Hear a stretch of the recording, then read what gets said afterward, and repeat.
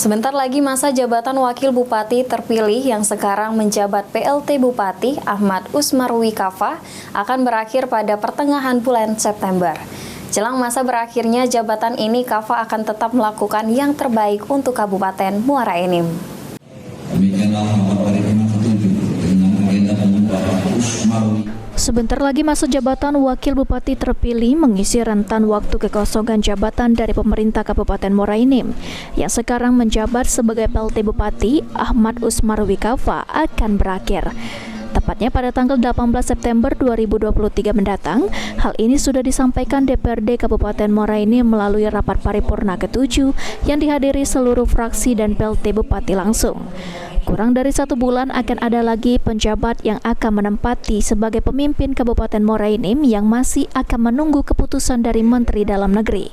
PLT Bupati Muara Enim Ahmad Usmarwi Kafa menyampaikan walau sebentar lagi jabatan yang dirinya pegang akan berakhir, namun kinerja dan tanggung jawab harus tetap dipegang hingga hari terakhir. Dirinya akan tetap melakukan yang terbaik untuk kemajuan dan pembangunan Kabupaten Muara Enim meski waktunya tak sampai 1 bulan lagi. Menurutnya, merupakan tanggung jawabnya sebagai orang yang menjabat saat ini. Memang masih butuh waktu yang banyak untuk melakukan perubahan yang besar, tapi dirinya masih senang bisa membuat untuk daerah yang saat ini sudah ia pimpin. Kita sudah di penghujung akhir masa jabatan, mudah-mudahan terus dapat melakukan yang terbaik, dan saya juga berharap ada kesinambungan yang baik juga nanti, transisi yang smooth, yang baik antara saya dan insya Allah PJ Bupatinya akan dipilih. Mungkin ya, waktu paling sempit sekali, sayang sekali. Harusnya banyak sekali yang masih bisa dilakukan yang saya masih.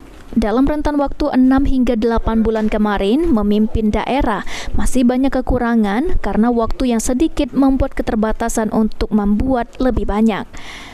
Semoga kedepannya penjabat yang akan mengambil alih pimpinan di Muara Enim lebih baik dari dirinya dan bisa saling menjalin kesinambungan antara instansi yang ada di Kabupaten Muara Enim.